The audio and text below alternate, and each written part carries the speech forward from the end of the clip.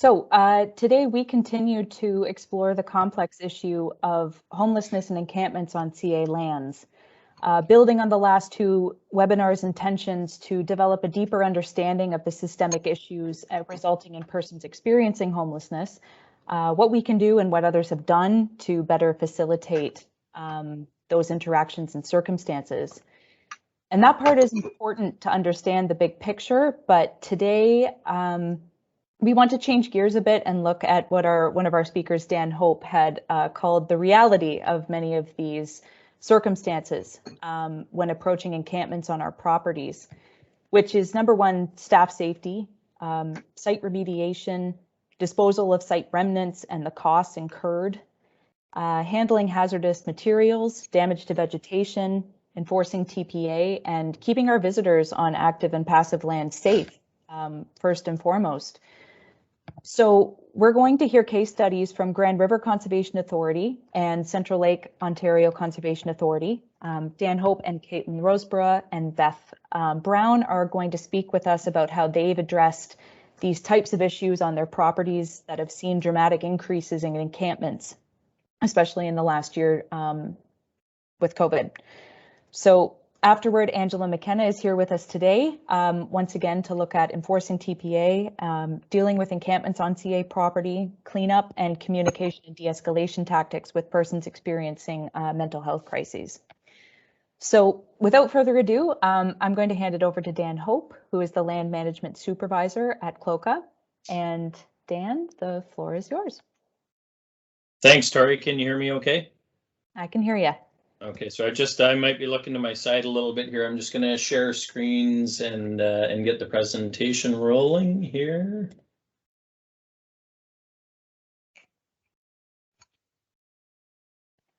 Can everybody see that okay? Yeah, looks good. Okay, and Tori, how did you want to deal with questions again just before we get rolling? Oh my goodness, I missed the whole slide where I talk about housekeeping items. Yeah, so Q&A. It is open to all to use the chat feature as we go out, through the webinar. You can use the chat feature for general comment, but also when we get to the Q&A portion, which will happen after each presentation, we'll take about 5 minutes after each presentation to answer some Q&A, which you can utilize the raise hand feature or you can use the chat feature. And at the end of the webinar series, we'll answer any questions that were left aside. So if we have time and anything that we can't really get to, we'll follow up with individual presenters and offer those answers to the group after the webinar series. Sorry, I missed that part. No, that's okay. That's great. That's great information. So thanks again. Yeah. Thanks again to the Conservation Areas Workshop Organizing Committee, Dave, Tori, et al. Like I said a few weeks ago, I, for one, and I know our staff greatly appreciate all of the time, energy, and effort that goes into pulling these together. And having 110 people online again today, I think at least that now for 3 weeks in a row, it speaks to the importance of the Conservation Areas Workshop and the good content that your committees pulled together. So thank you again on behalf of CLOCA and conservation authorities. I've lost all the familiar faces because I've gone into presentation mode, but it's great to see lots of familiar faces as part of this session again today. As Tori mentioned, my name is Dan Hope, so I'm a provincial offences officer and have been since approximately 2002 and land management operations supervisor with the Conservation Authority. So we're kind of, the jack of all trades approach here at CLOCA. Myself and areas operations staff and provincial offences officers. There's 6 or 7 of us maintaining approximately 7,500 acres here. So as far as getting into addressing this topic, I guess the real intent from our end of the world is more to communicate our experiences and our reality as far as situations that we've encountered and had to deal with here. And if I know we have certain things that we have to improve upon, and we're always looking to do that. But we've also learned a lot over the past couple of weeks too with some of the sessions. I've scribbled down lots of really good ideas and thoughts to try and flip the narrative, as we heard a few weeks ago, pertaining to homelessness and this issue. It's very significant in our area, and perhaps it is geographical to a certain extent, and that's in large part probably why we're facing the issues that we're facing here. So it's very unfortunate, but our reality in this area is what it is, and I just wanted to communicate that those case studies to staff so that they can see what we're dealing with here as well. So, without further ado, so the focus of the presentation, like I said, will be a couple of different locations throughout our watershed. We're in the south half of Durham region, east of the GTA. I've pulled together a number of pictures from these different case studies, done my best to ensure that no individuals were included in those pictures out of respect for staff or people that were involved in some of the case studies. We've got two case studies, one here, believe it or not, right at our home base, our main administrative office in the Valley lands, within a kilometer or two of our main office building. We had a couple of separate encampments a few years ago that were discovered. So it's just going to elaborate on that, lessons learned, some of the work that we did with partner agencies, and some outreach efforts, as well as another case study, which was a little bit of a different twist with regard to an individual and homeless encampment at one of our conservation areas. And again, work with partner agencies, and we've got a few pictures just to let you know what we were dealing with there. And the ultimate goal from our perspective, obviously there's been a lot of really good dialogue and feedback focused on homelessness and trying to flip the narrative, and that's certainly front and center on our radar, as well as, and if not more importantly from my perspective as a supervisor, is officer safety and staff safety in dealing with these situations, and lessons learned, as I mentioned in there. So Cloca Main Administrative Office, the Valley Land Network, just a little bit about background, site topography and conditions. It's a fairly steep or well-incised valley network system here that we have at the office. The system is connected by a public trail, City of Oshawa Trail, that connects the downtown core with Lake Ontario waterfront. We have fairly dense residential development around us, I guess, backing onto the valley. And then portions of our main office site here, some may know, some may not know, but we're a known brownfield site. And we, portions of the site, I should say, are a known brownfield site associated with historical activities, old tannery operations and foundry operations that occurred here quite some time ago at our main office. Because of those sensitivities, we'll say we had erected fencing and signage around the portions of the office to keep the public out of specific areas here. So a little bit of background. Late in 2018, there were a lot of closures of encampments and evictions on public lands in our watershed, we'll say, but in and around the downtown Oshawa area.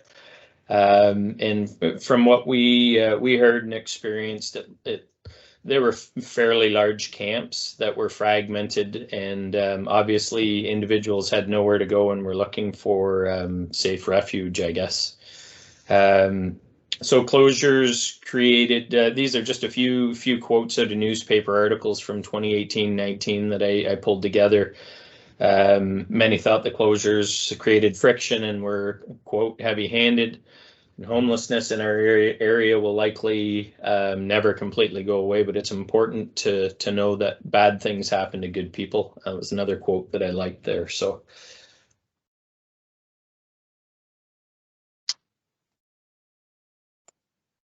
there's an air photo. So the green would be the acreage that accompanies our main administrative office, north of Wentworth Street, west of Simcoe Street, just south of the 401. I don't have the exact acreage, but I think it's around 12 acres. You can see Tamarack Court, Renfrew Court, Medina Court, Robson Street, some of the residential development around us, as well as some commercial activities and abandoned properties around the land that we own as well. Oshawa Creek runs right through the center of it. You can see that in blue in the air photo, and in purple is the Joe Colodzi Trail that connects the downtown corridor with the Lake Ontario waterfront. That trail is quite a nice walk. So a couple of years ago, we had reports and public complaints from neighbors adjacent to our main office location about a camp location west of the creek. So if you could picture that air photo that I just had up, so west of the creek, just north of Wentworth, there's a couple of areas of our 12 acres, I would say 2 to 3 acres that are fairly densely wooded. And obviously that's where we encountered a few situations. So the first one, we called it the West Camp location west of the creek, fairly plain or simple terms. And these are just some pictures that we encountered from that West Camp location. So you can see propane canisters, quite a bit of garbage. There was, I don't have a real good picture of it because there was individuals in the picture. But when we attended the site with Durham Regional Police, we discovered that one of the individuals had stolen a bunch of the modulock fencing, and they actually had a locked compound in the forest. The compound was about 6 meters by 6 meters, and there was 25 to 30 stolen bikes that were locked up inside the compound. Not to mention stolen propane cylinders, bikes, bike tires, ladders. So the West Camp location, when we were in there, we discovered that they were certainly very resourceful. They actually had extension cords that had been stolen that were running up the valley wall and plugged into the back of some of the residences. So they had propane and they had power, and were borrowing hydro from the residents to the west of the West Camp location. Propane cylinders were certainly a concern. There were a few small campfires for warmth or cooking at that location through the winter months.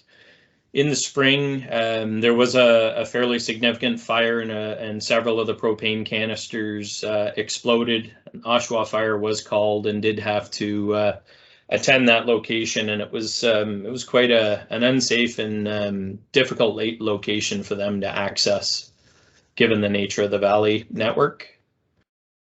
So you can see it was a fairly significant fire, probably, I don't know, 10 meters by 10 meters in area, and it was quite loud with propane canisters exploding as well. There are a few larger ones. I'm not sure how they ended up where they did, but fortunately the larger propane canisters didn't explode in that case. So we'll just go through the, so while we had attended the West Camp location, came to our attention that there was a report of another location a few kilometers, well, maybe about a kilometer away, a little over a kilometer away from the west location, again in a fairly densely wooded area.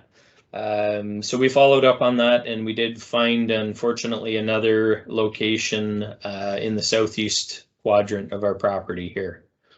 And here's some pictures from that. Same sort of thing, a lot of stolen material, bikes. There was a barbecue that had been stolen, propane tanks, weed trimmers, quite a bit of material here. So there's probably 7 or 8 fairly large tents and shelters that were set up.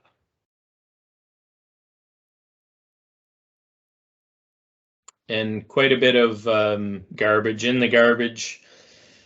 At this location, when we commissioned the cleanup, we had just this location alone, we had 562 needles that came out of this location.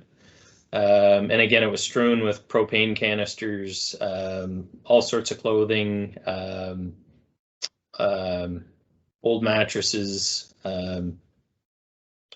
lots of debris. So it just gives you an idea, a bit of a sense as far as the challenge that we were dealing with and having to clean up after the fact.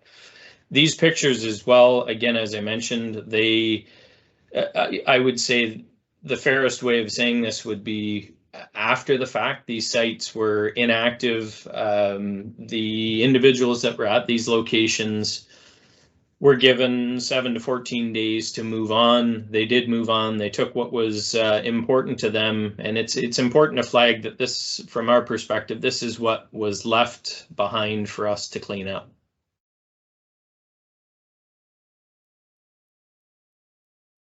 So just a few more pictures.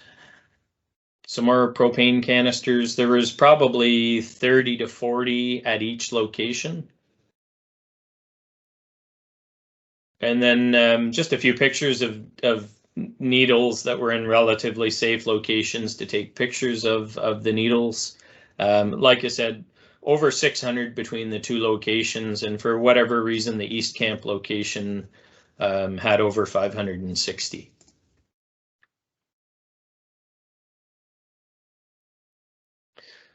So that's case study number one. So we'll just briefly go through case study number two as well, and then we're just going to talk a little bit about both locations and some of the issues encountered, some of the lessons that we learned on those as well, and costs as far as remediation and cleanup.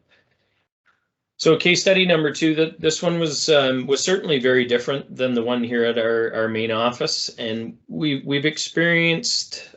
I would say between 11 and 12 over the past couple of years in our conservation areas.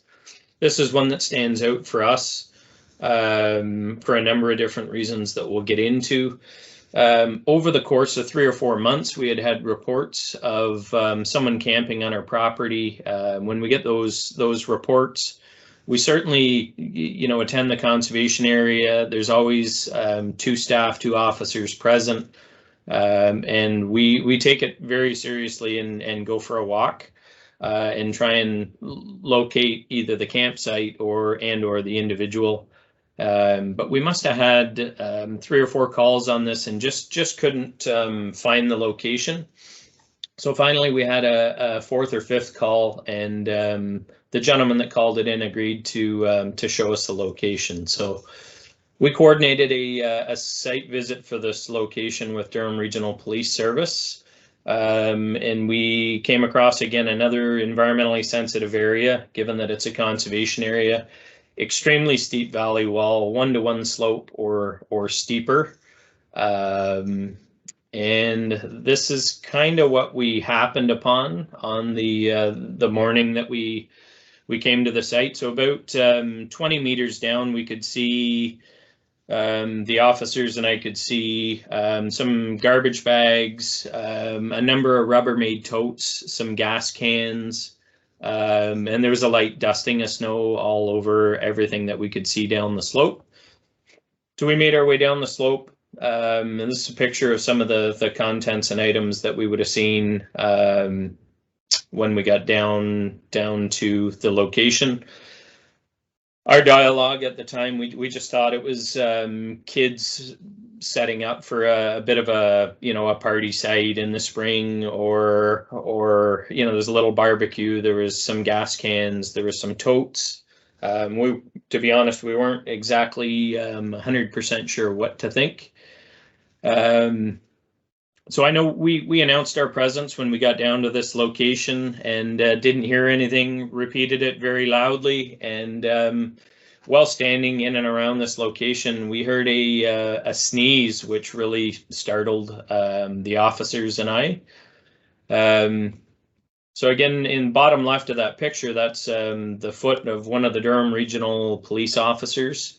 The sneeze came out of a box that had been dug into the ground. So we had quickly figured out that we had an individual living in the box in the ground. He had dug about a 5 foot long by 3 foot by 3 foot box into the ground.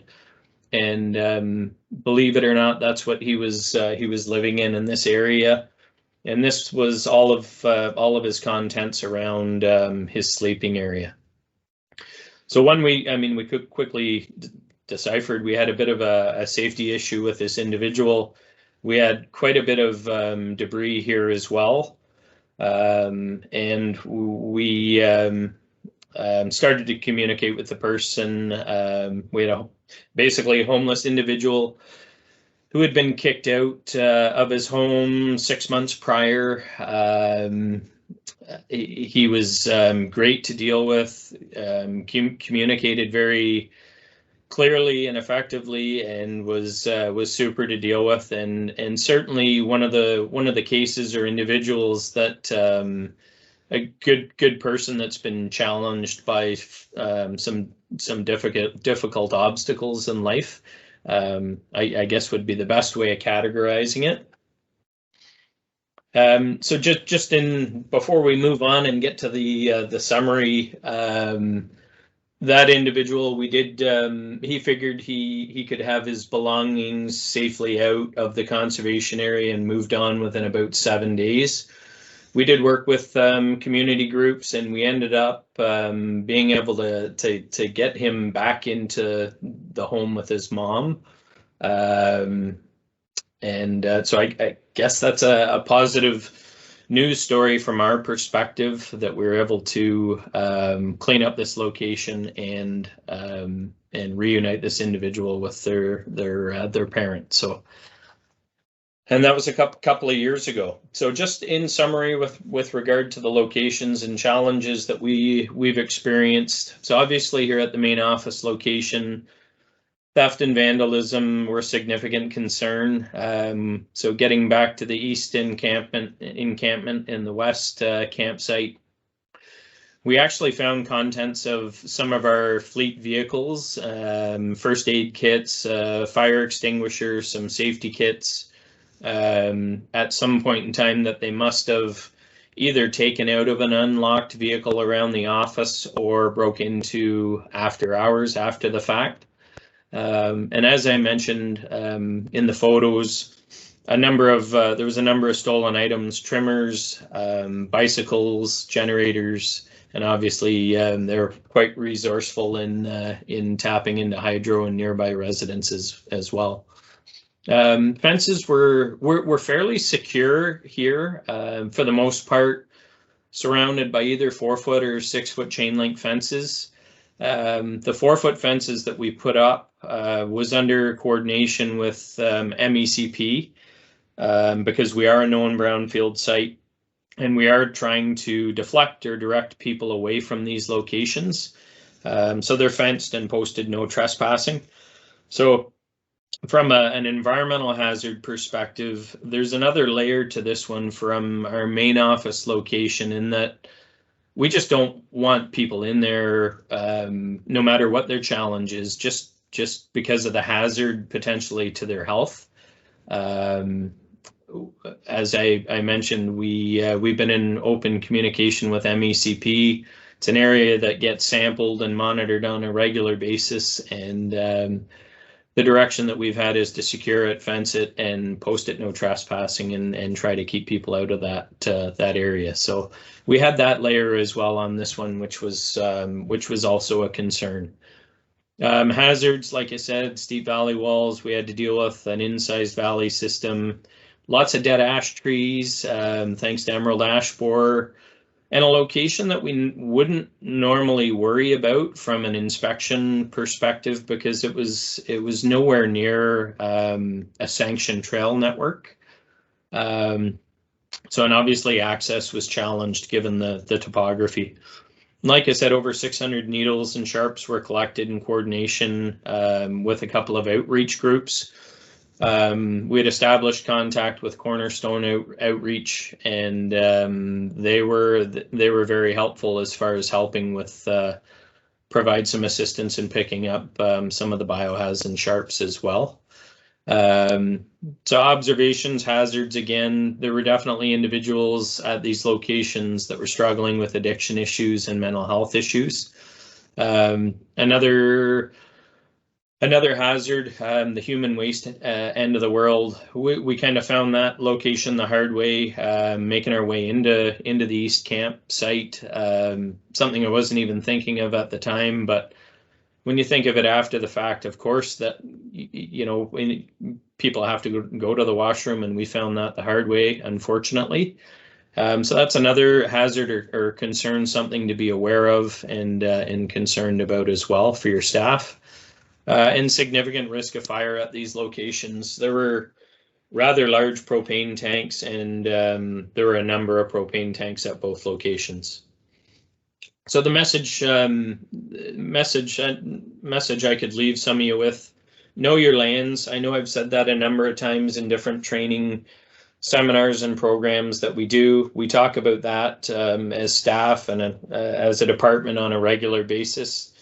We have a conservation areas inspection policy, and when I say know your lands, just inspect them on a regular basis and ensure you know what's going on those lands. We spent over $50,000 over the past 3 years remediating these campsites, and today it's the areas look fantastic.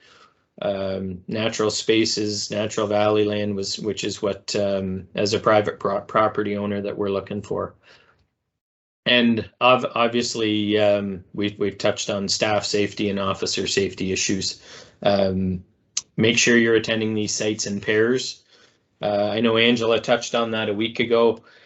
There shouldn't be any staff investigating or following up on these complaints or locations on their own. In my opinion, should be at least 2 staff, if not more.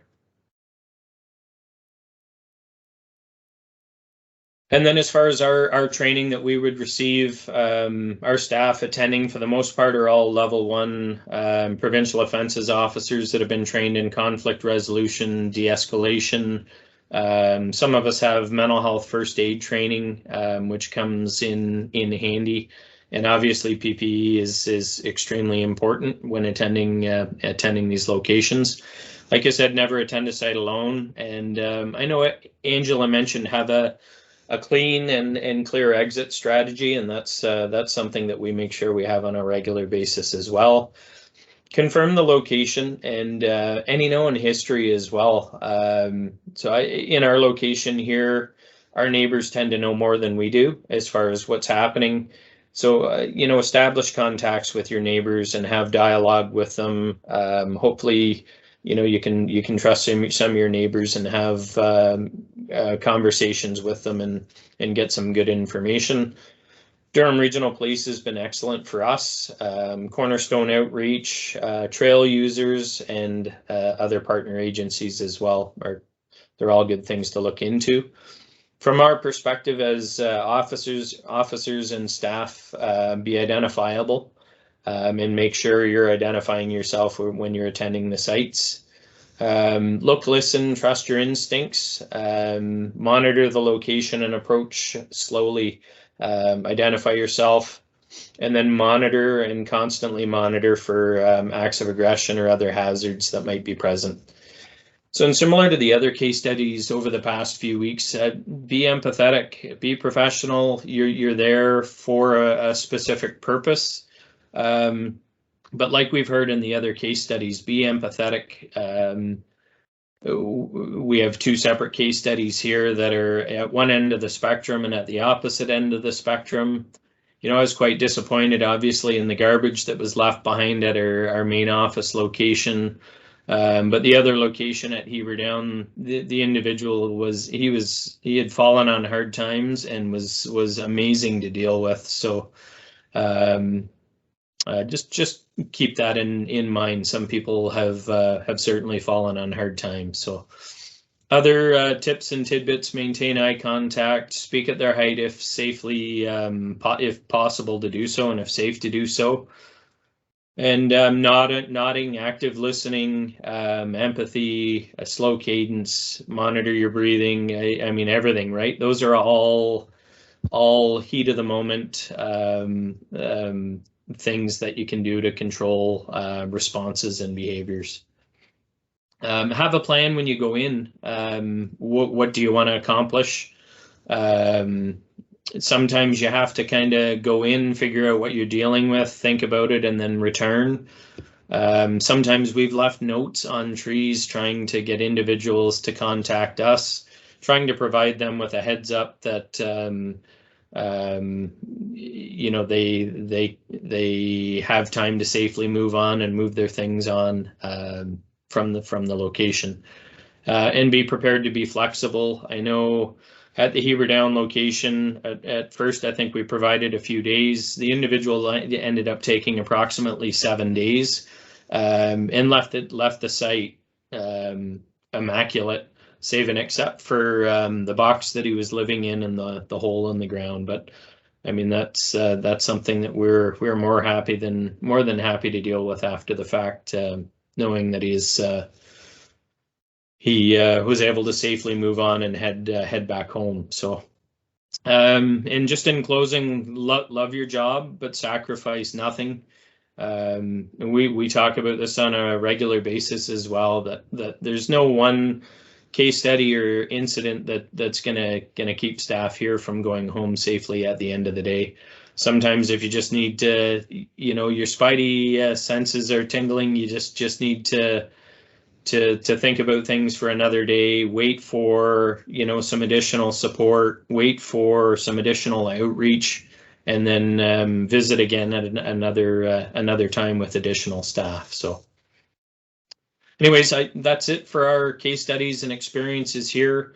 As Tori mentioned, I'd be happy to try and address whatever questions individuals may have now at the end of the session, or if anybody wants to email me or call me after the fact, I'd be happy to speak to them. So that's all I had, Tori. Thanks very much, Dan.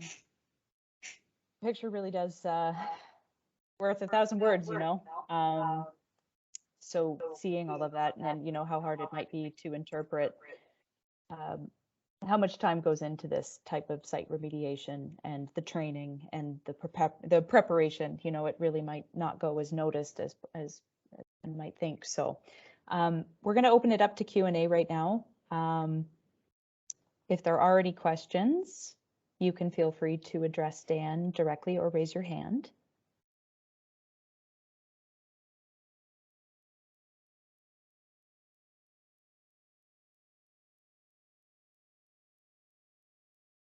We don't have anything right now.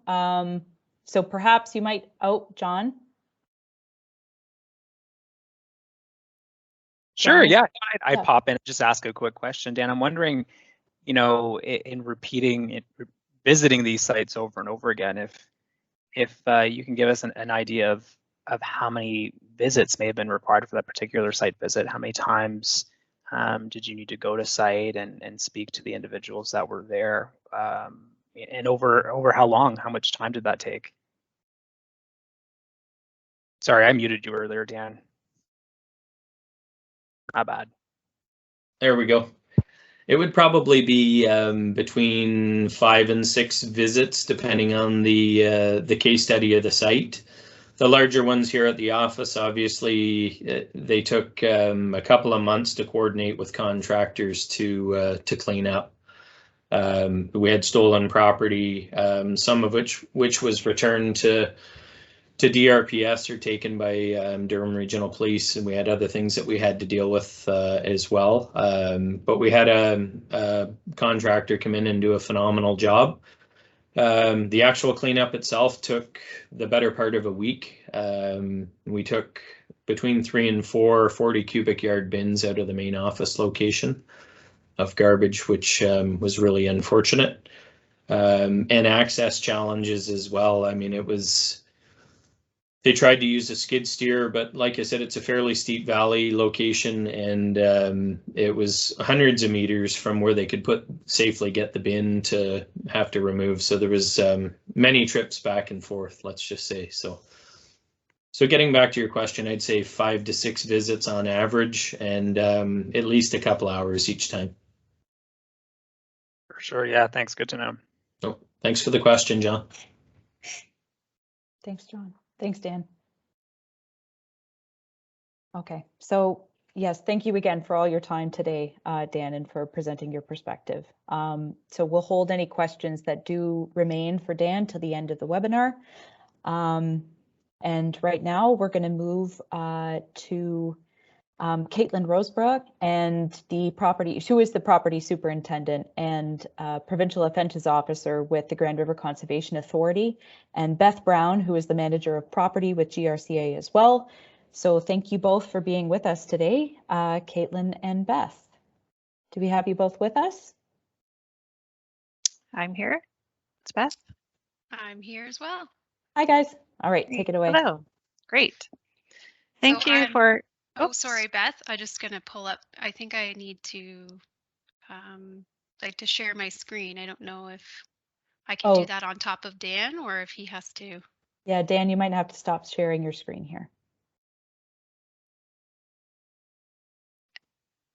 And if it's okay with everybody, I've turned my camera on just to say hi quickly, but I'm going to turn it off while I'm sharing my screen because I'm at home here and I have less risk of my internet connection dropping if I turn my video off. So I'm going to do that now. And then I'll try sharing my screen here. 1 second.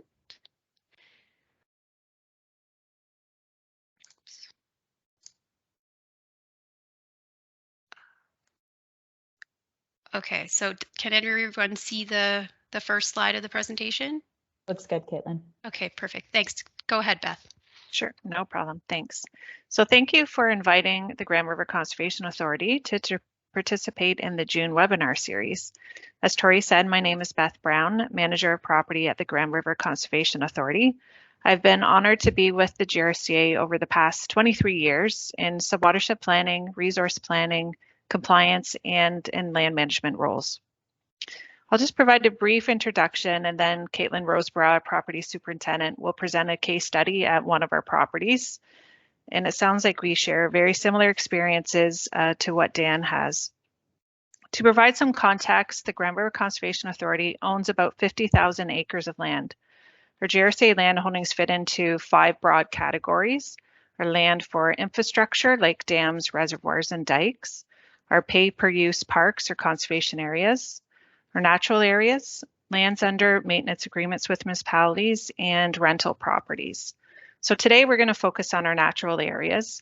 Some of these are closed to the public, while others are open for passive recreational uses, such as hiking and nature appreciation. No fee is charged for access to these types of properties. Like Dan, over the past few years, the GRCA has experienced an exponential increase in the use of these properties, which has resulted in some challenges and an increase in complaints. While camping is not permitted on these properties, this does occur on several of our properties throughout our watershed. This typically is brought to our attention by the public. As Dan had mentioned, we get a lot of information from trail users and neighbors, other staff, as well as some municipal partners. Caitlin will be sharing our experiences on one particular property in the heart of the city of Cambridge, which has our highest number of reports of unauthorized camping, some of which is by persons experiencing homelessness. So I'll turn it over now to Caitlin, and we're both happy to answer any questions at the end. Thank you, Beth. So just a bit of background on our case study area for today, Dumfries Conservation Area. It's 75 hectares of forest, grasslands, and wetlands. There is a creek that runs through the property. It's named Groff Mill Creek. And the property contains a series of walking trails that are for public use, and then also a cricket pitch, which is used by the local cricket club. It's located at the main intersection of Dunbar Road and Hespeler Road in Cambridge. So that's a really busy area of the city there. And as Beth mentioned, Dumfries is categorized as a passive conservation area. So the only permitted use within the area is hiking on the trails. So the trail network in Dumfries is a combination of sort of these wider formalized trails that you see in the larger picture, and those are recognized and taken care of by the GRCA.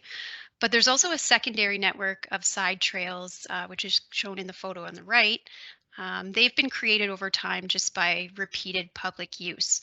So for us to respond to encampment sites that are off of these side trails, which is often where they are set up, can be quite difficult.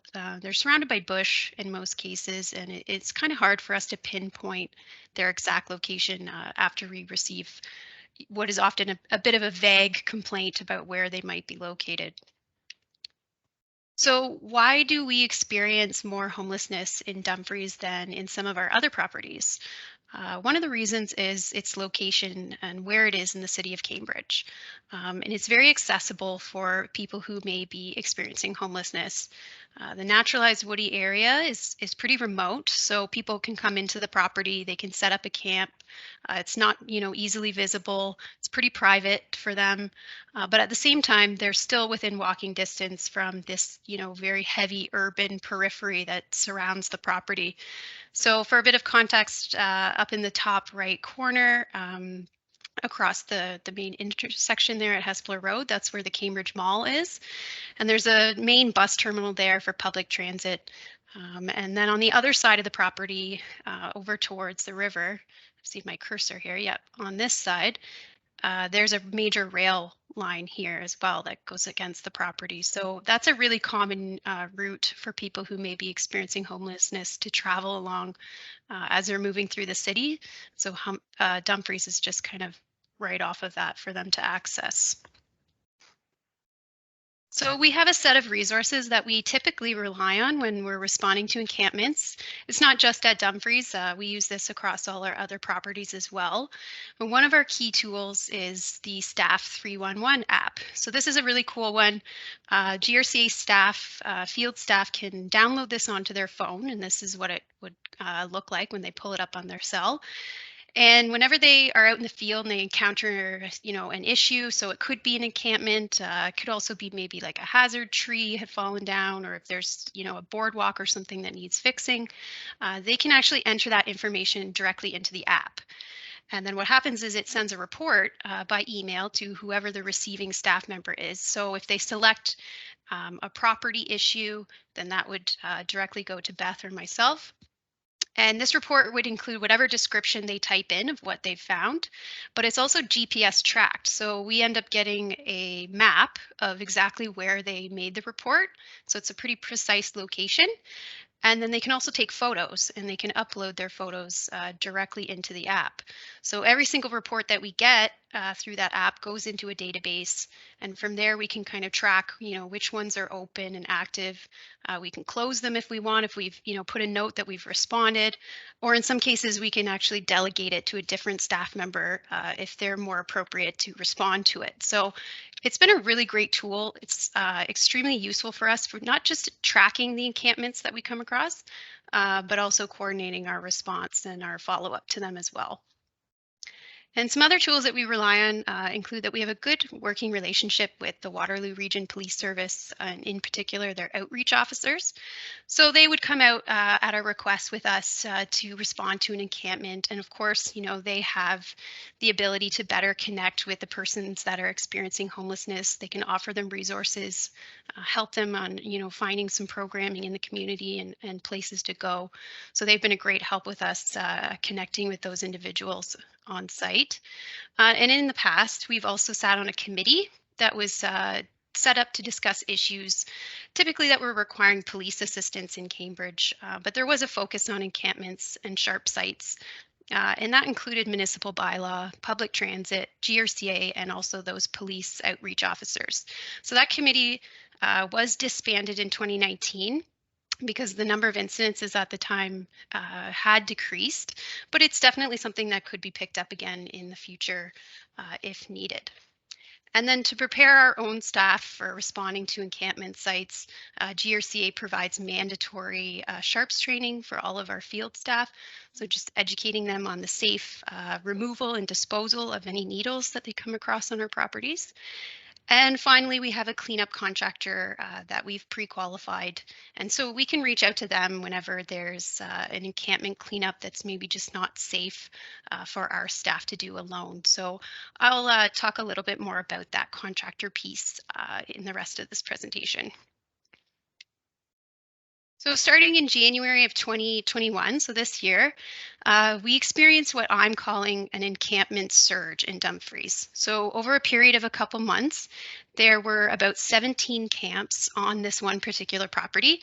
Now, fortunately, some were smaller than others, and they weren't all in one spot. They were kind of spread out through the property, but it was still something that was quite significant for us to have to respond to.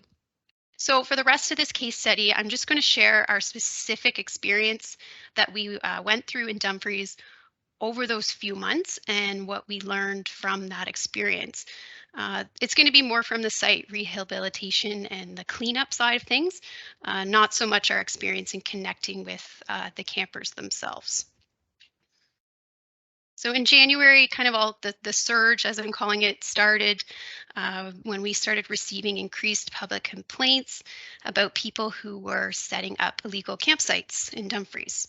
So we do get these calls periodically. In a typical year, we generally receive a couple calls spread out over a period of time. And if we do get multiple calls, it's generally regarding the same site. It's just that different people have stumbled upon it. But we noticed in January, this really wasn't the case. We were dealing with something different here because we were getting multiple calls about different sites in various locations, and it was all within a pretty short period of time. It was faster than we could respond to in the way that we normally would. So we knew that something different was happening. We kind of chalked it up to the fact that there was, the pandemic, and we knew that there were certain shelters that were closing during COVID. So we're not totally sure if that's the reason, but we do suspect that that was a factor for why more people had moved into Dumfries and were starting to set up camp there. But in February, we received a specific report of a aggressive individual, allegedly violent in nature. He had threatened another man with a hammer while he was walking on the trail. So this individual was reported to us as potentially experiencing homelessness. We were told he was living in the conservation area for some period of time. And so our staff attended Dumfries with obviously Waterloo Regional Police to try and locate that individual. And they did not find him, but at the time they did come across 5 separate campsites that were spread out across the property. So that's kind of when we knew, we had to take a step back. We had to talk about this. We had to figure out, a specific action plan that we were going to use for Dumfries in particular. And kind of 2 of the things that we landed on was that we decided that myself and other conservation area staff, we were going to increase our presence on the property. So just for a temporary period of time, we couldn't do it long term because we just don't have the resources to be there out in that passive area as frequently. But just for this period of time, we were going to do bi-weekly patrols and be there every other week to walk the trails. And at first we had Waterloo Region Police attend with us, of course, just during that time that there could have been potentially violent individuals in the area. And then the second piece that we kind of knew we needed to do was we needed to coordinate a collaborative cleanup effort among our staff. We knew we had a lot of sites to deal with, and once the campers had abandoned, we knew that we were going to have to take this on in the springtime. So certain members of the public, they were concerned that we were delaying the cleanup. I mean, they wanted us to respond a little bit faster than we actually did. But it was important for us that we made that decision because we didn't want to dispose of the campers' belongings during the middle of winter with the freezing cold temperatures. We were recognizing that the contents of these camps could be really all that they have at the time. And so even if they seemed abandoned, we knew that they could very well return for their things, particularly the tents and the tarps. So we didn't want to leave them without. Not only that, though, it was snowy and there was a lot of ice. And it was just really not practical or safe for our staff to conduct a major cleanup in February. So we decided that we were going to tackle this in March when we got a good thaw, and that's what we did when the area looked more like this site photo on the right. So on March 25th, we set out with 2 GRCA staff members, and we had 3 staff members from a cleaning company. And we planned on, and we budgeted for about a single day of cleanup. And that was to deal with the 8 sites that we knew of that we had located in the winter. Some of these sites we delegated to the contractor, and then some of them were safe for our own staff to do on their own. But while the contractors were busy cleaning up some of their sites, GRC staff did a patrol, and they actually came across 4 new sites right then and there. So 2 of them were still occupied, 2 were already abandoned. And so what we thought was 8 sites really quickly became 12 sites, and it was really quite unexpected for us. We were still able to clean up 6 of the sites that day, but we did have to put the rest of them on hold, unfortunately, and sort of step back, reevaluate our plan, and figure out what resources we had to continue the cleanup.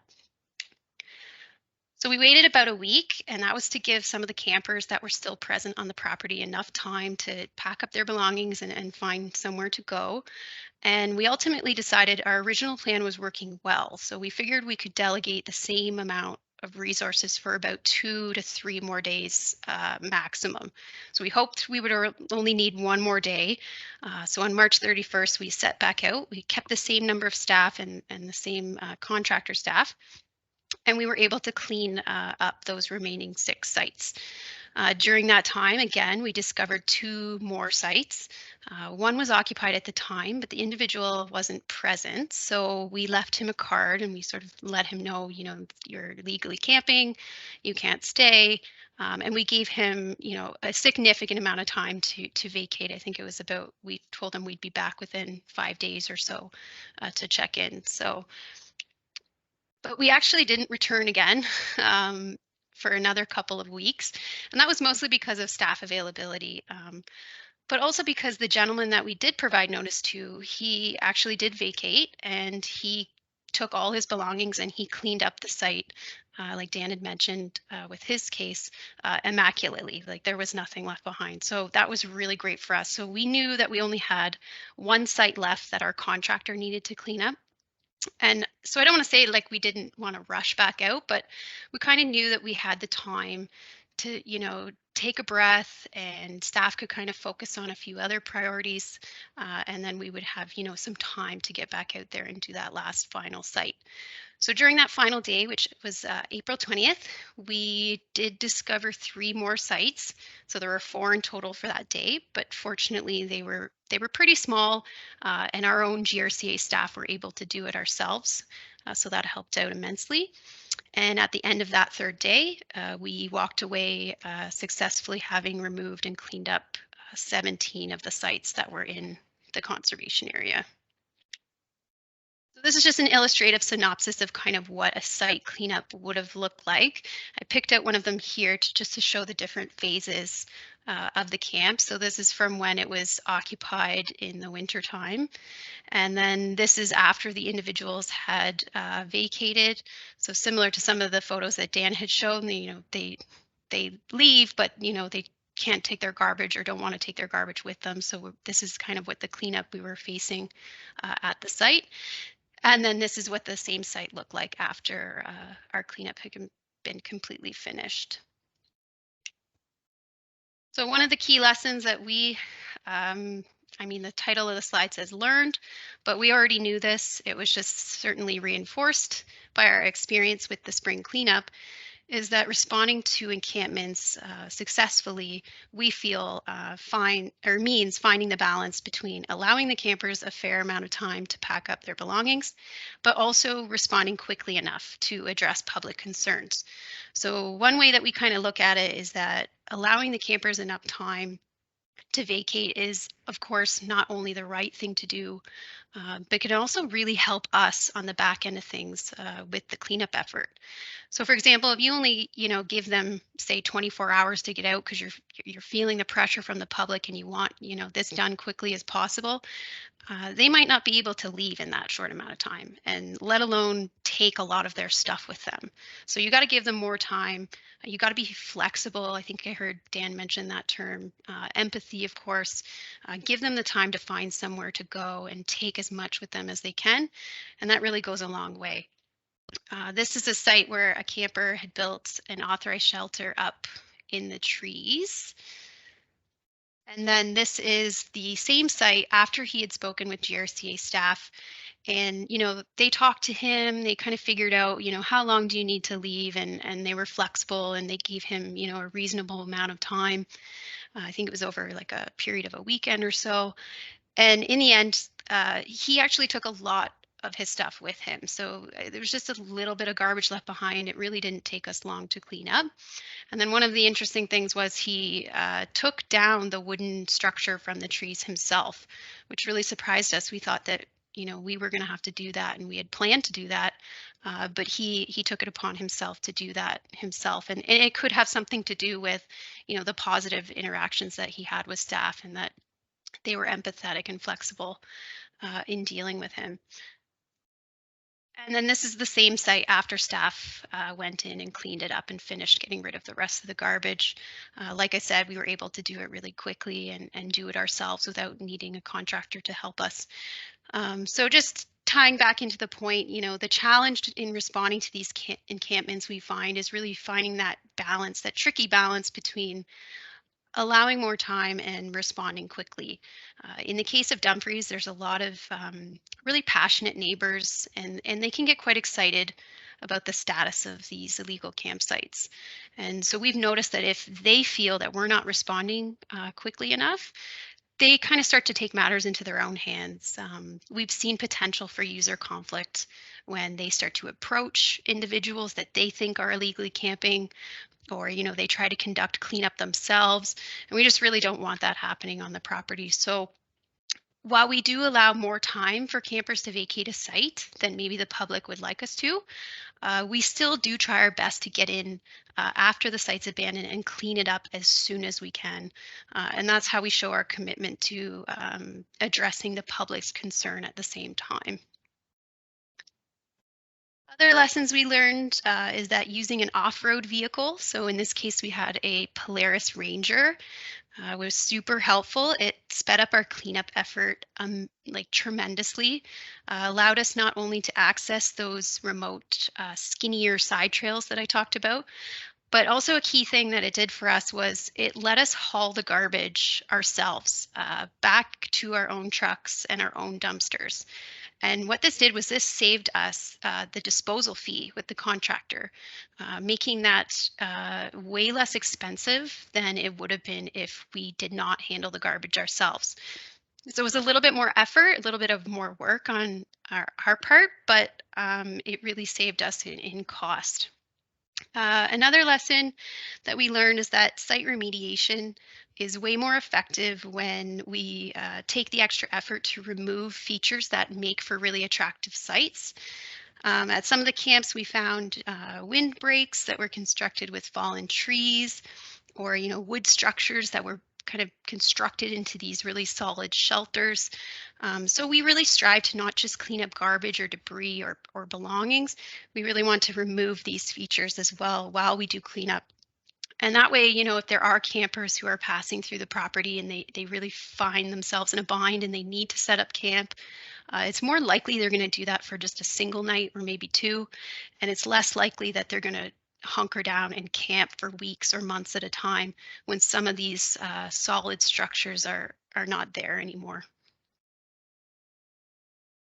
And finally, we learned the value of pulling in a contractor to help us when you're facing an overwhelming amount of cleanup. Seems like an obvious thing, but I mean, the teams that we worked with, it was amazing. Like, they were able to clean up a high volume of waste in a very short amount of time. And obviously that's great and helpful to us, but another kind of benefit to that is that it frees up staff resources within the conservation area to do other things. So while they're busy cleaning up, for example, our staff were able to do more patrols and find more sites and just have that extra time to connect with those individuals who were camping and deal with those situations. The other thing that they're a great resource for is when a camp poses a significant risk to staff safety. Our typical threshold for when we decide to call in a contractor is obviously volume. If the encampment's really large, we're definitely going to need some assistance. But not only that, when there are certain biohazards, if there's a lot of human waste or obvious bodily fluids, or if there's evidence of drug use, but the paraphernalia that's left behind, we're not sure what it is, kind of unknown to us. You don't want to get in there and investigate it and handle it or anything like that. It might be fentanyl or carfentanil. So it's just better if we have the contractor handle those situations when we just don't know what drugs we may be dealing with. And then also when a site is particularly difficult to access. So in this example, the shelter, it was quite elaborately built over a fallen tree and back into the bush. And for our staff to have to clean that, they would have had to crawl down inside of it and put themselves maybe at risk there. So it's just a better situation if you have your contractor take those particularly difficult sites off your shoulders. And then here's a shot of that same site after the cleanup. So there's that fallen tree. And from what I understand, or what I've been told, is that this remote site was actually used for several years. It was a very common place for local people who were experiencing homelessness to set up camp for when they felt like they had to do that for maybe like a longer period of time. We finally were able to clean it up during that March cleanup because we had the right resources and the time and the staff to do it. And then this photo I took a couple weeks ago of it still vacant. While I was there, I did see some evidence that people had stopped by. Like I said, it was a familiar site in their community, but certainly not to set up a permanent camp like they had in the past. So I just wanted to finish the presentation with this photo because back in March, we were facing what felt like a very overwhelming situation. There were definitely moments during the cleanup where I know I personally felt discouraged. You know, I felt like we were going to spend all this time and this money and this effort to rehabilitate the property. And, you know, within a few weeks or a month or so, we could be right back where we started. You know, we could just have, you know, more sites again and starting this whole process over. But to do a site visit and to come in June and see this particular one that was a popular site for illegal camping, to see it still natural and unoccupied and relatively clean, really indicated to me that we did something good. We achieved progress in our cleanup effort, and it was a job well done by our staff. And I'm hoping that it's a positive sign that perhaps we will experience less cases of illegal camping within Dumfries Conservation Area this summer. So that is it for our case study. I just want to thank the Conservation Areas Workshop Planning Committee for giving Beth and I this opportunity to share our experiences in Dumfries with you today. And I'm hoping I left a little bit of time for questions. And of course, Beth is here too to help me with that. Yes, absolutely. Thank you so much, Caitlin. That was a great presentation, and thank you, Beth. I'm glad you addressed the issue of the public demand for response and our ability to respond, given you know, it's not always easy in our limited resources, and how quickly these instances can increase in number before remediation. So a huge applause around the table for our staff for, as Dan said, our flexibility and our adaptability in these circumstances. So thank you both. We can open it up to questions now. If you'd like to utilize the raise hand feature or chat function, you're welcome to now. Don't have any questions in the chat right now.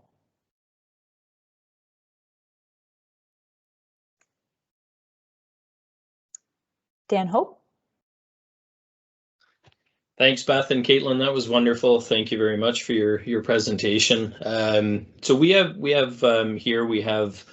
a series of toolbox talks that we'll use intermittently as far as dealing with things like sharps and biohaz.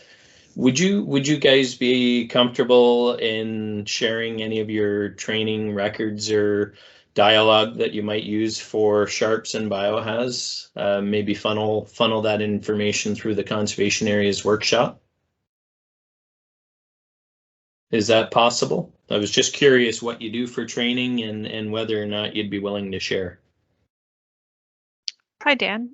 Sure, I'll take that back to our committee, but I think there'd be some information we'd be able to share for sure. Excellent. Thank you.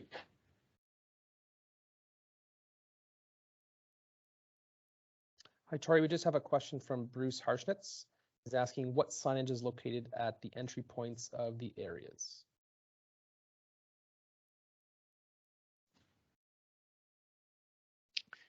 So we have our signage that would speak to permitted uses, and there is signage that speaks to like no camping permitted. But it is an area that is open to the public, and there are several different routes to get into that property. So there's the formal entrance routes, but then there's also some informal areas that have been utilized, like Caitlin mentioned, along the rail line, for instance. And also there are some areas where, you know, as Dan said, holes get cut in fences, that sort of thing also. So we do have kind of signage scattered throughout that property. Okay. Thanks, Beth. No problem. So it doesn't appear we have any other questions, but if you do have any others, we'll leave them to the end of the webinar to answer. So I want to thank you both, Caitlin and Beth, for your perspective and for sharing with us today. Much appreciated. Thank you. Thanks, Tori. Thanks. So I would now like to reintroduce, as you've met her last week, Angela McKenna, who is the owner of Capstone Development and Training, and she's here for part 2 of the training portion of our series. So welcome back, Angela. Thanks for being with us today. Thank you very much. Interesting to hear those cases. And Dumfries conservation, I think I spent quite a bit of time there during my policing career. So as soon as I saw that, I was like, yes, I know that place well. So the police station, just for those of you that aren't familiar with the area, is only, I don't know what, maybe half a block away from the southernmost portion of that. And it's a unique area in the sense that it backs onto a YMCA, multiple apartment towers, and now a retirement community, 2 retirement towers potentially, and then a whole slew of let's say amenities, the mall, various restaurants, etc. So it is quite a convenient location for people. There's also right across the road from there is where potentially many of the people using that site would also be accessing services. So interestingly enough, their service providers for various things would actually be literally across the road. So I could see that would be a piece that would be attractive as well to them. And some of that's medical attention. There's a clinic and stuff there. There was, I don't know if there still is. So really interesting case studies from both of you. So thanks for sharing those.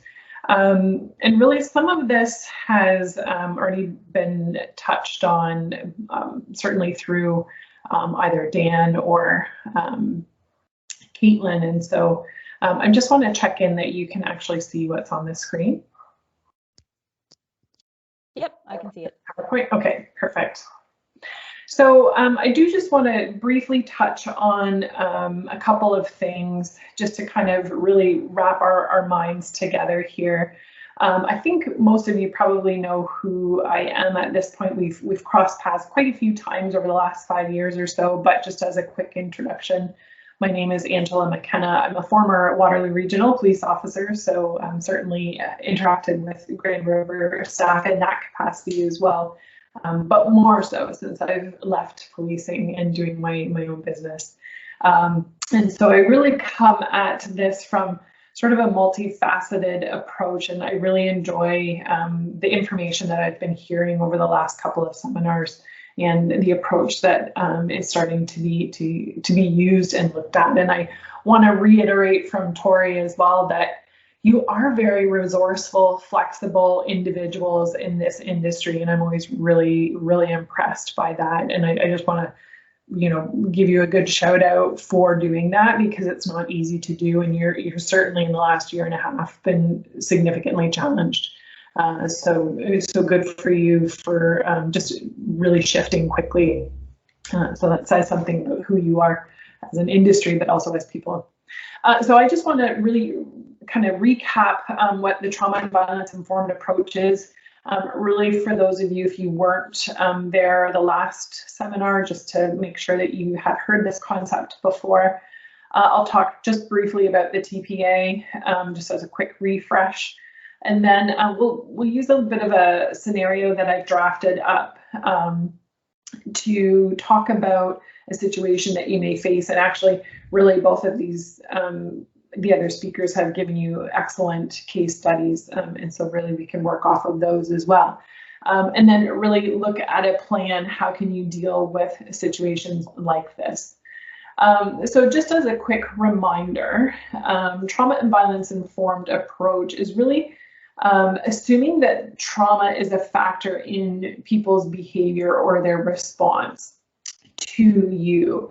And it's a very broad approach, and it takes a few different pillars for us to look at. And so there's this idea of awareness, the idea that trauma is prevalent, and making the assumption that it's prevalent. Recognition, recognizing that our behavior is linked to trauma. And so we get into that idea of that fight, flight, or freeze type of situation. And the idea of engagement. We want to, as people interacting with the public, we want to avoid re-traumatizing people and really be a source of support rather than that friction piece. And the other pillars that come up here is we're trying to build this idea of trust and create an environment of safety. And so we need to really be cognizant of using that calm, open, approachable demeanor. And it really does, as both of the other speakers have indicated, it goes a long way. And if we can sit back and recognize just what Dan said, that, sometimes good people do have bad things happen to them. And if we can kind of keep that in the back of our mind and think about that as we're engaging with people, it can give us a different lens to our approach. The other piece that's really important, and I think that Caitlin said this really well, is that they really noticed when they were a little bit more flexible with people that their ultimate cost in cleanup seemed to have been reduced. And it's really important that you're taking the time to sort of reflect back on your cases and really, what worked well, what didn't work well, and what could we, look for some efficiencies in. So again, good for you for sort of sitting back and doing that reflection piece. But when we give choice and voice to people, just in general terms, it means that there's an empowerment there for them. There's a sense of autonomy still, and we want to make sure that we're keeping that person's self intact. And so we want to provide information so that they can make a decision that's best for them and be able to choose what happens to them. We want to make sure that we're asking for their opinion. So, for example, having those conversations, if we give you, 5 days, is that enough time? What would work best for you? And having just an open conversation rather than sort of that hard line approach, which I dare say has been a traditional approach, certainly in policing, is to come in and say, like, look, you got to get out of here. And I really like that you're highlighting that sometimes that is a result of trying to appease public pressure. And we have to be able to balance that and step back and say, we hear what you're saying as the public, but we are doing this for these reasons. And, one sometimes outweighs the other, and one may actually completely change someone's life, right? If we can offer proper supports, etc. The other piece is recognizing that we each have strength and resilience, and that people have survived past trauma, and in particular, we're experiencing homelessness. This isn't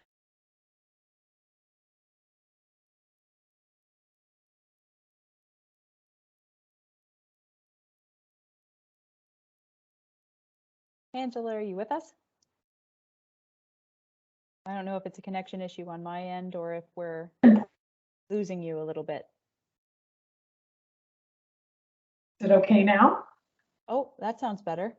Maybe I'll turn my video off because maybe I've been having internet issues the last 2 days too. So I'm just gonna turn my video off and maybe that'll keep us going better. Okay, I can hear you now better. Okay. So I can't see the presentation now for some reason. I'm just gonna stop sharing and then I'll share again. Okay, can you see that okay? Yep, I can see it. Perfect. Okay, so it's really important to take those steps to recognize that they have survived past trauma, which in turn can help inform us about their behavior as well. And that they've also developed resilience from that. And this can really help to make them feel validated. And so ultimately we have to approach people, regardless if they're in this type of a situation, just in general, with respect. So that's the TVI approach. And again, if we can keep that in the back of our mind as a bit of a lens to view what we're encountering in front of us through, and hopefully that gives us just a little bit of a pause to say, you know, how I'm reacting. Is it the best thing for the other, or am I doing something that's the best for me? And there's, again, a balancing act there that we have to think about. So Trespass to Property Act. So we know that, of course, the Trespass to Property Act comes into play when we're dealing with people that are staying on CA land. And so this is just a quick refresh to remind you about that. So if we look at the definition of occupier under the Trespass to Property Act, you know, certainly staff fit within this definition. In particular, if you are a provincial offences officer, then you have some enforcement authority potentially, et cetera, et cetera. And so this isn't to say that, you know, hey, you know, you can do this and you should do this. It's just to remind you that there is law in place, but again, that may not be the best choice long term. So you can enforce, but if we're not dealing with the social issue at hand, then frankly, we're not going to get anywhere, and we're going to keep doing the same thing over and over and over. So again, this is just a reminder that of course you do fit into this capacity. And a premises can certainly include the things that you are encountering. And so, again, if we look at the definition in the TPA, it starts to talk about water, ships, vessels, trailers, portable structures, designed or used as a residence, business, or shelter, trains, railway cars, vehicles, aircraft, et cetera, et cetera, et cetera. So it's pretty broad, and certainly what you're encountering fits into that. And so, again, we just want to know the law that surrounds us when we are going into these issues. And there's basically 3 offenses. And again, so depending on what you're dealing with, you could be looking at multiple areas here. So they could be entering when it's prohibited, for example, or they could be engaging in a prohibited activity. For example, there's no camping. Or they could be failing to leave when you've directed them to leave. And so it just really depends what you're looking at and, you know, which offense, quote unquote, is being committed. Again, if we look at this from an enforcement only perspective, it can be simplistic. They're on the land, they're not permitted to be there, and they can be removed. However, I think we've all realized, or certainly begun to realize, that it's a deeper issue that might require a different response than that. Generally, we're focusing on sort of 1 and 3 here. Either they're going in when they're not allowed or failing to leave when they've been directed to. That being said, technically number 2 is at play as well. I'm just going to skip over this part fairly quickly. the idea of giving notice. So by the letter of the law, technically, if you tell someone that they are trespassing and that you've asked them to leave, you've satisfied proper notice. Okay, and of course, this can be done in writing. There's color marking systems for no trespassing, etc., and signs. And so often the CAs are really good at having signage up, showing various activities, for example, that are or are not permitted, etc., etc. So this is generally not an issue, but ultimately you can have a conversation with someone, and that does actually constitute proper notice under the Trespass to Property Act as well.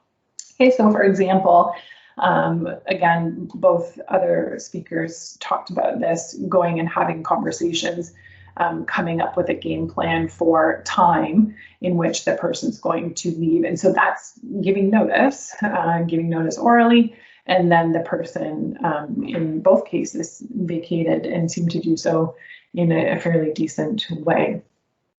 So again, we know the TPA has some arrest authorities as well, and technically you as an occupier do have an arrest authority. We also know that most conservation authorities are not asking their staff to do this, nor wanting them to do this. And generally, if someone's failing to leave, there's a contact to the local police, and the police would come in and deal with that on your behalf. And that's, I think, a really smart way to deal with things, and no reason why that can't continue for sure.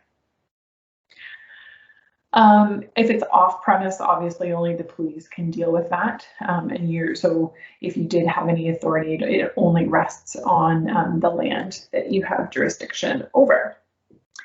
So all of that information, again, we know that there's law in place, but we also know that that's probably not the most effective way to deal with it, especially if you think about most CAs have multiple properties that you are dealing with, and so therefore they may just move to another one of your own properties, and so you're going to be dealing with it again there anyway. So it's better to have this sort of collaborative approach if we can do that.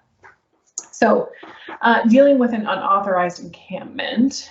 So if it's dealing with a simple unauthorized encampment, you can rely on the Trespass to Property Act, follow the removal process, and I'll sort of discuss that in a little bit more detail later. If it's a more complex issue, then we want to stop to consider other resources and needs. And I would suggest the second one is where we are most of the time.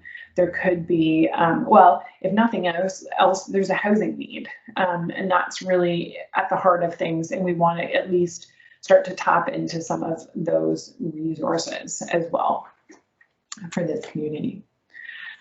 So what I'd like to do next, if we are able, to look at the scenario. So I don't know why it's doing something funny on my end. I can't. It's Dave here. If you want to stop sharing, I can share my screen. I have the scenario ready for you. Sure. I can share that. Perfect. Thank you.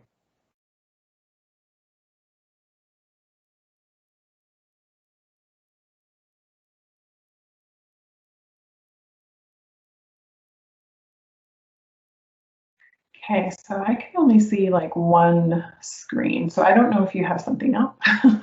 It's doing something really yes, it's doing something really strange on my end. Just give me a second. I can only see like one person, I can only see your screen now, Dave, but I can't see what you have up. So I'll make the assumption everyone else can see this scenario. And I'll just kind of go through it in general terms. And then I'd like to do perfect, now I can see it. Thank you.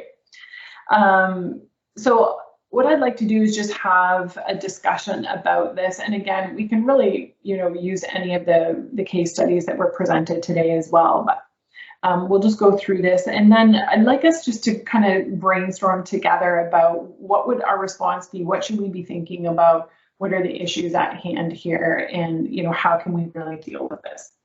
So basically you're patrolling an area of your CA off in the distance within the forest. You catch a glimpse of some bright orange stuff You think maybe some hikers have left the trail. There's a gorge area nearby that is unsafe, and often people are falling, I should say, and becoming seriously injured.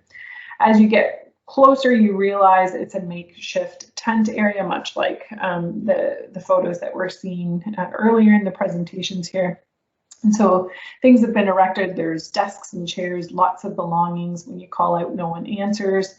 You see some papers with a particular name on them, and it seems very unkept. You do also notice some syringes and potentially some chemical clear liquids, etc., laying around in shallow food containers. It does seem like someone was recently there, and you see some propane tanks kind of oddly hooked up to like a camping grill type of situation. They're rusted and dented, and it's sitting too close really to the fire pit area. And you also see the chemicals are close by to all of that. Call out a few times, no one answers. You decide to go back and have a chat with your supervisor about, you know, what should we be doing, and there's sort of a discussion about removal, et cetera, et cetera. You and a few other people attend another day for removal. And as you are there, a male party comes out of the tented area as you approach. He's animated, wants to know why you're there. He's very agitated, pacing around, throwing his hands up in the air a lot, sometimes muttering to himself as if talking to someone else. He looks at you somewhat fearfully. He shrinks away a bit, holding his hands to his chest. And he's yelling at you, "Don't get away." He speaks under his breath as if to someone else. You continue to try to talk to him, but he doesn't seem to be able to focus on you well. From a distance in the forest, you hear someone shout, "Hey, leave my dad alone, get away from him." You turn around to see a young male about 15 coming toward the group. He has some small pieces of firewood. Behind him is a woman coming along with him. As they approach, they demand to know what's going on. Through conversation, you learn that he has been struggling with schizophrenia, been laid off for most of the pandemic, can't afford medication.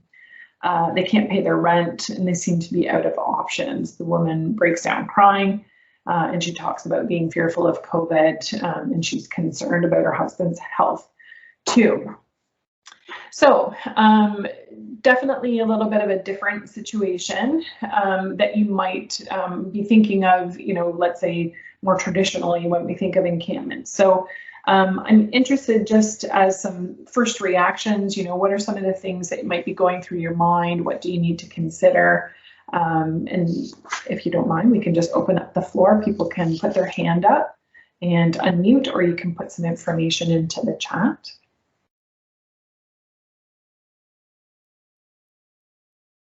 Yep, we'll give everybody a few seconds here just to respond. Sure.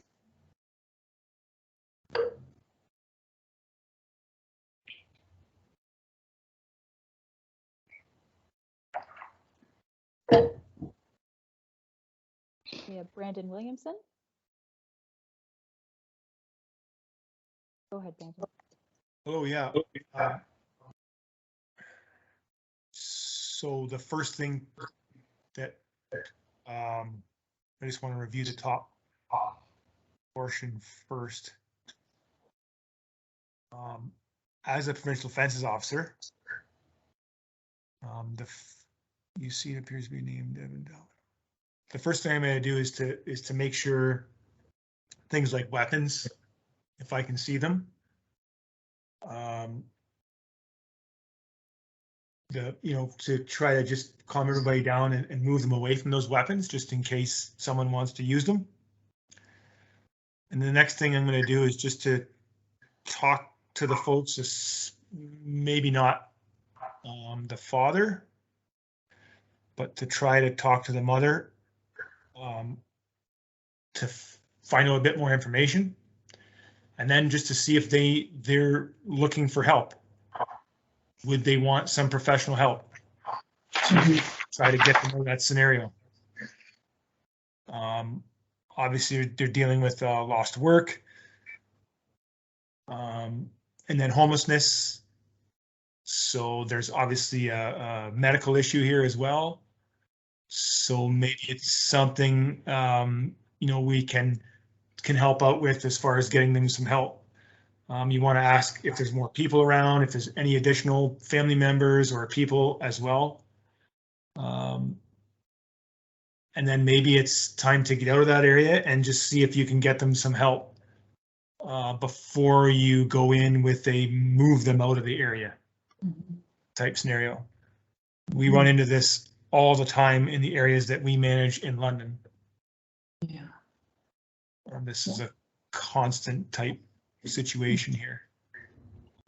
Yeah, absolutely. Yeah, and you bring up a really good point there too, that, and I like what you're doing, Brandon, in the sense that first things first, yeah, we want to think about safety, right?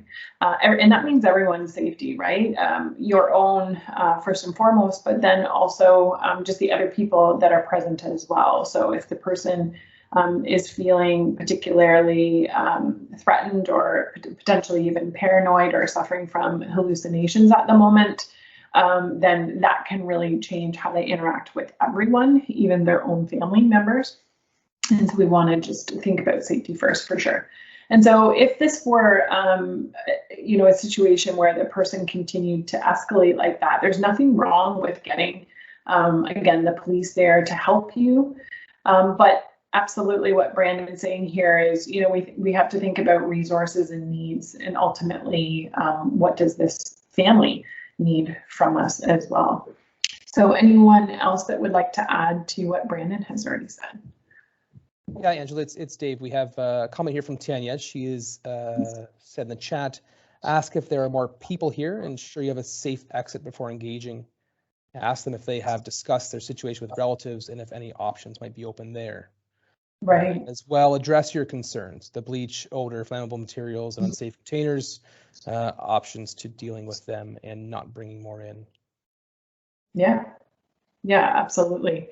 Yeah, and exactly that. I think the common theme that I'm hearing here is that people are recognizing getting people connected, right? Whatever that looks like. So, and we know that in particular, the last year and a half since this pandemic has started. So first and foremost, we were already in an opioid crisis prior to the pandemic. And I'm preaching to the choir when I'm speaking to all of you. I recognize that, and you have been dealing with this as well and are very up on what I'm talking about. And so we were already in that. Now, on top of that, people have been absolutely devastated because of the pandemic for lots of different reasons. And also, access to resources has changed because of the pandemic as well. And so some of their normal supports, for example, we heard from other people last week, they may not have been able to go to their appointments for a period of time because of closures, et cetera, et cetera. So, the support system has started to slowly come back, but this has been a compounded issue, let's say, over the years. And so what's changing is we might be seeing different types of people experiencing homelessness than what we may traditionally sort of stereotypically, let's say, think of in our minds. And so you might be starting to see more families or younger individuals for lots of different reasons. So that's something to keep in mind, is that I think we have all been trained, let's say, or socialized to assume things about the homeless community that may actually not be true. And so I think we're starting to see those dynamics change a little bit. So this scenario was to kind of get us thinking about the different types of people that we may encounter and the different types of situations that we may encounter as well. So thanks for sharing that, Dave. And you can take it down now if you like. Anyone else have any? Yeah, we have one more from John, who says establishing site safety is always a priority. Adjusting the approach to the meeting to focus on a first contact. Yeah. And wondering if in the conversation, if they could identify if the individuals have spoken to other public services or a crisis team before. So they need to gather information to inform what referrals may be needed or what community partners may need to be engaged to help plan a return visit. with a better appropriate plan? Yeah, exactly that. Yeah, those are all great questions to get at with them is, you know, what are they already tapped into? And is it, so if we know they're already tapped into a support, then we may know that they're, you know, seeing, you know, Susan at X agency, so then we can contact Susan, right? And rather than get them in the queue from the beginning again, right? And so it's kind of knowing who to keep them connected with as well. And that's really important. So what I'd like to do is just share a couple of things that would be hopefully helpful for you. I did a little bit of research about this, and I was sort of looking for essentially case studies to see what cities are doing. And Tori said this at the beginning, that today is somewhat timely in the sense of what's been in the news with Toronto today and yesterday. So how can you deal with situations like this? And the reality is the situation has to be dealt with. And, you know, of course, you're left with the cost of cleanup and all of those kinds of things. And so there's lots of issues going on at the same time. And it's really important to kind of have some sort of a structured approach to this. And so I really enjoyed Caitlin, what she was able to outline for you and sort of the steps that they took and why they took those steps. And that was really, really well done. And I would suggest that she's essentially following what's done here on the screen. So this actually comes from Seattle, down in the US. And we know that the United States has been dealing with a homelessness crisis for a very long time. And so there's lots of good research, et cetera, that does come out of there. And so this is really just a graphic representation of what I read about their particular approach. And so again, this was the city of Seattle and their approach throughout the city, so much like what Toronto is probably doing right now. But the two presenters have talked about multiple sites, either within one CA property or on various CA properties. And so, you know, this could probably apply to you in much the same way. And so the first stage here is really to assess and prioritize. So especially if you have those multiple sites going on, you know, there's budget, frankly, that has to be considered. And so we have to think about staffing. We have to think about external staffing or contracting out certain things. And so there has to be this assessment and prioritization period when you have a picture of what encampments you are dealing with. And so that's really what step one is. And again, Caitlin outlined this really well, saying, you know, they had you know, 8 sites, and when they went to remediate, a couple of them found a few more. And so, you know, you have to change your game plan sometimes. Schedule and notify. And so step 2 is, you know, of course, now we've engaged with the people at the sites, and we're really trying to connect and schedule remediation and removal. And at that time, we're also giving notification. And so with Seattle, sometimes that notification was more formal than other times, but often it was a fairly formal process in writing. And so that's something that you can kind of keep in mind. And it was a schedule that was given to them. You know, you have 7 days or whatever the time period was. And again, I really like that step 2 here is really where you're doing a lot of work trying to assess the needs of the individuals, getting them connected to supports, making sure that you're giving them an appropriate amount of time in order to vacate, et cetera, et cetera. And I think Caitlin really highlighted this well when she said, you know, we started to see a connection between giving time and the amount of cleanup that was required. And so that's an important lesson learned. So thanks for passing that along. And so that's really what we're doing in phase 2. So we've assessed, we've decided this is what we're sort of tackling first. We've had a conversation, we're notifying formally. Once that's done and the person has actually left, that's when we get into that cleanup phase. And again, the other 2 presenters really did an excellent job of detailing this out about the different types of things that you're going to be facing, the costs associated to that. So this could include actually contracting it out, or again, balancing that with sites where staff can do the cleanup. Again, good lessons learned from GRCA about how to reduce costs, etc. So again, thanks for sharing that. So biohazards are probably one of the biggest things that we need to think about during that cleanup phase, and certainly your own safety comes first.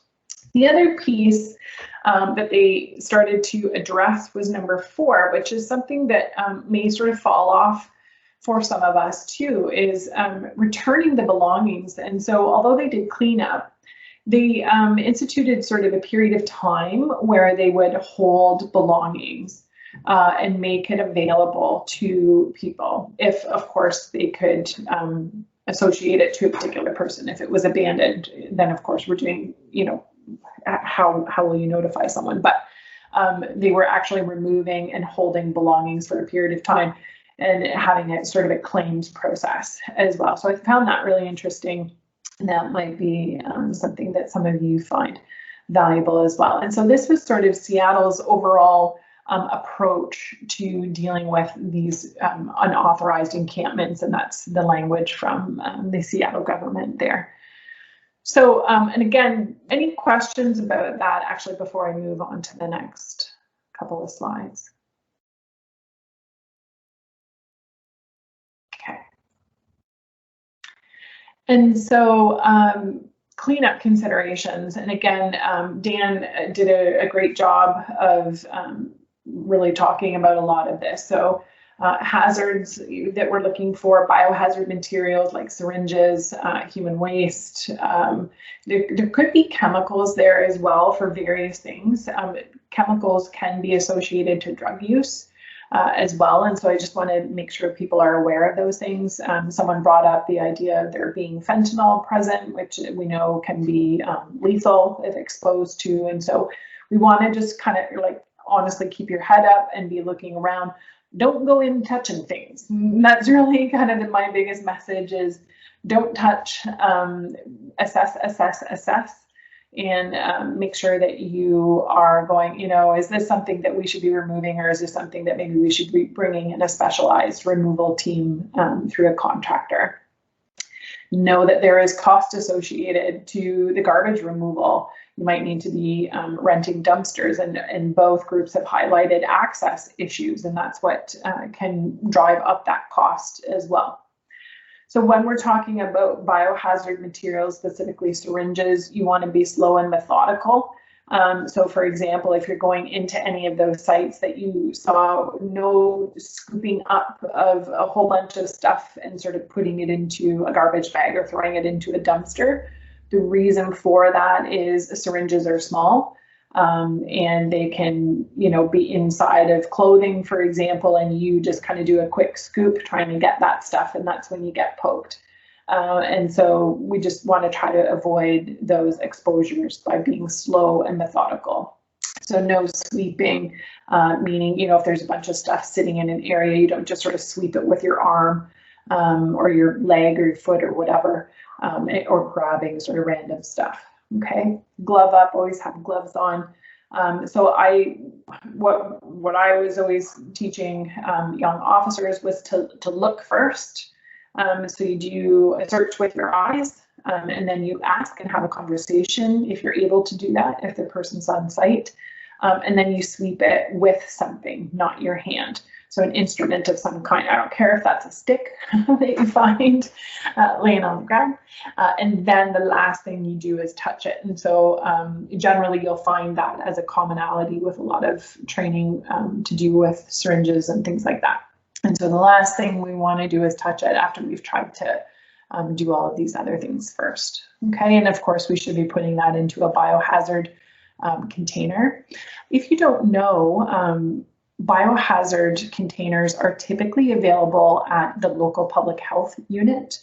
I don't know if they're still giving them out, but they have been in that, and certainly if anyone on the call knows that, but they have traditionally done that and have like a needle exchange type of program. And so usually with enforcement agencies, they will provide biohazard kits to you for this purpose. So just keep that in mind. So you want to remove those hazards. Again, this may be something that you decide to contract out because of the nature of it, and you don't want your staff exposed, and that makes complete sense. So again, we know that propane tanks are a big issue, and thanks to Dan for sharing. Really, the hazard there is the idea that these can explode, especially they're often next to areas like fire pits. Drug paraphernalia, chemicals engaged with the drug activity. Don't be afraid to engage your local police and or fire department, depending on the situations that you're dealing with. Okay. Engaging with community agencies, and I think probably over the last 3 seminars here, you have learned a lot about this, and so I won't belabor the points here, but the CMHA is an excellent organization that has far-reaching arms, and it can get you a lot of different types of resources. Of course, understanding who your local shelter providers are and having contact information for them that you can keep somewhere that you have access to in the field. Again, knowing how to get in contact with addiction outreach workers in your community as well, local housing, etc. What I would say is the one-stop shop is your local community resource officer. A lot of these names are sort of shifting in the last few years. It could be referred to as an outreach officer or something like that.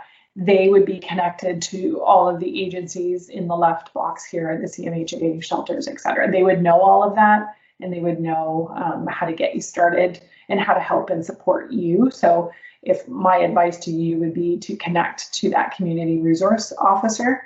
And that was a role that I did in Cambridge actually for quite a few years.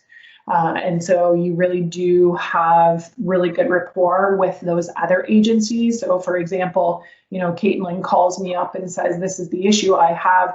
I can hang up from that conversation with her and immediately pick up the phone and talk to my agency members that I sit on various committees with, et cetera, et cetera. And so it's just an easy way to get you connected to supports really quickly and take advantage of the mechanisms and supports that the police already have grown over the years. So really good one-stop shop there. Just know COVID has affected how many of these agencies are responding to the field. So some are not responding at all. Some of this has started to change recently in the last month or so, but often they can still provide supports via phone or something like that, and it can still connect people to services. They just might not be able to come out, quote unquote, in a crisis type of situation. So just keep that in mind. Last but not least, just a quick reminder, ask the person what they need. And what, you know, who, and I think John said this, you know, who are they already connected to and who can you contact? Often they'll have one person that they really trust, and that might be just they need a connection again to that person, for example. So the next couple of slides are just really about someone who might be having a mental health crisis. Tori, I just want to check in with you for time. Did you want me to go through this, or do you want me to cut off? We could do another minute. Okay. Yeah. Okay. Yeah.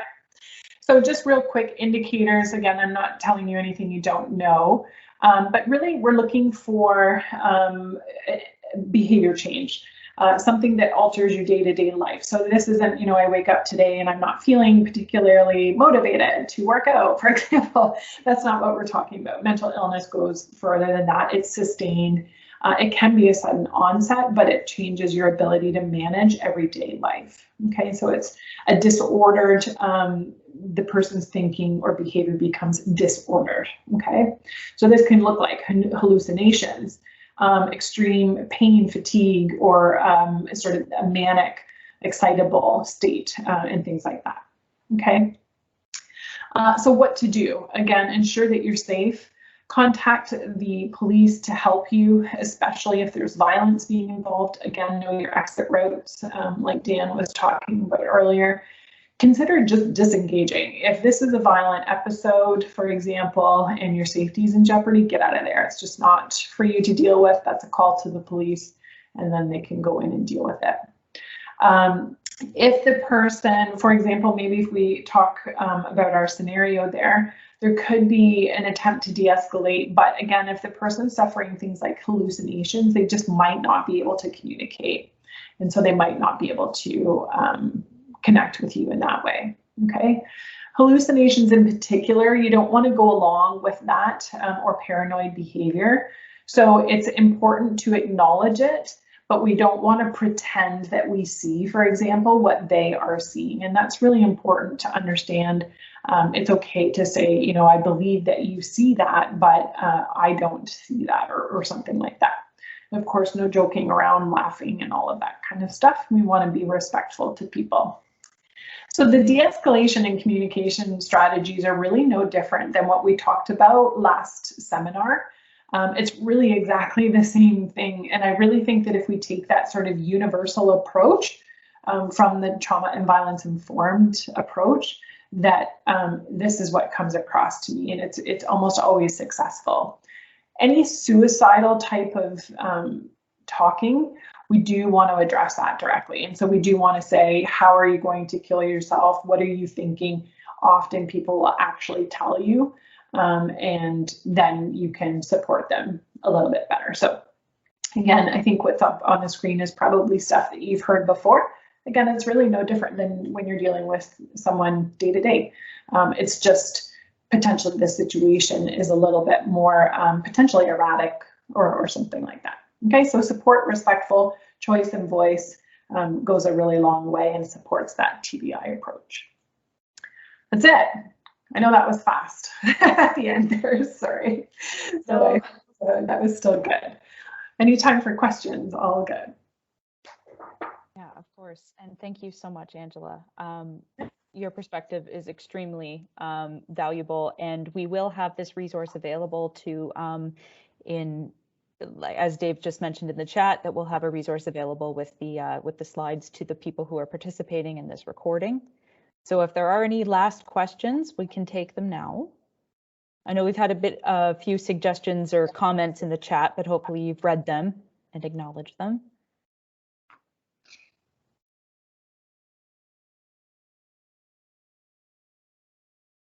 Okay, I'm not seeing anything new coming through. Perfect. Okay. So with that, I want to thank you so much, Angela, for being with us for the past two sessions. It's been extremely helpful. And like I said, those resources will be available to those who have joined the webinar. So we can share that with you in the end. And we want to thank you for joining us. This does conclude our third and final webinar in our three-part series. I want to thank all of our speakers today for their time and preparation, and all of our presenters for making this workshop happen. Oh God, that's my face. It's a lot of work. It couldn't be done without the members of our committee. So their efforts and their expertise are so much appreciated. And we put together a little video of which my portion is the worst quality. So if you'll just bear with us, we have a little sign off from our committee. Please stay tuned. Oh, volume. We'll add volume. Just hold on a second. Please.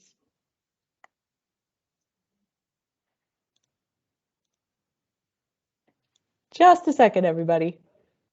It's worth it. No, it's not going to work. I can't get it.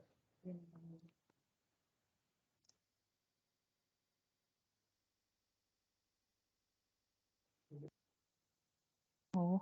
I was just going to say, David, you might have to re-share your screen. When you click share content at the very top right, there's a button that says toggle, include computer sound.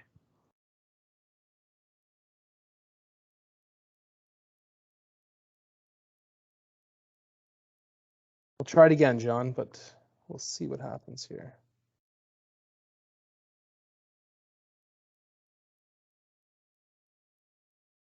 Yeah, you go ahead, Tori.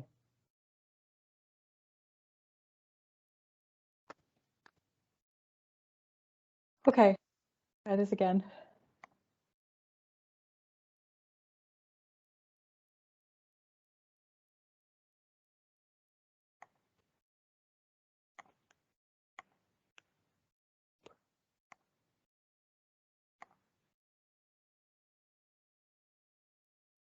Can't get it. Can I get it?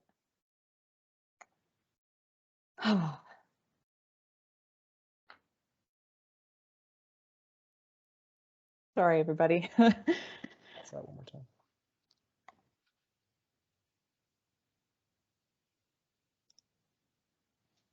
No, it's not going to go. I think your volume at the bottom says 0% also Turn your computer volume. on the VLC player. Oh, yeah.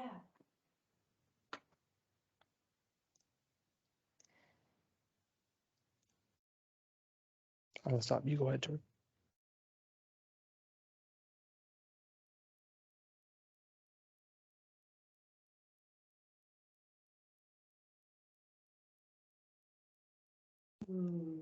Okay, last resort.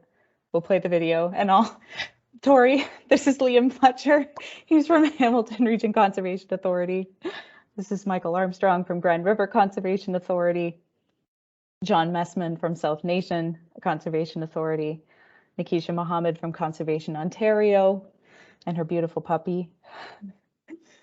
Ryan Mackett from Lakehead Region Conservation Authority. Brandon Good from Long Point Region Conservation Authority. Brenna Bartley from Halton Region Conservation Authority. That's Dave at the Badlands. This is Dan Andrews from Lake Simcoe Region Conservation Authority. And this is Zach Cox from Lakehead or from Long Point Region Conservation Authority, who had a very eloquent ending to this workshop that I really wish we could have made work for you all. And I do apologize for that. So thank you so much to our committee members for all of this work and our presenters especially. And on behalf of the CA Workshop Committee and the RCC Committee, I would like to say thank you so much for participating today. And we'll be back in the fall with our virtual site tours, which we're very excited to put together again, and some extra content looking into the beginning of 2021 or 2022. I guess that's where we're at. So thanks again and stay safe out there, and we'll see you all soon. Bye. Yeah, nice job, Tori.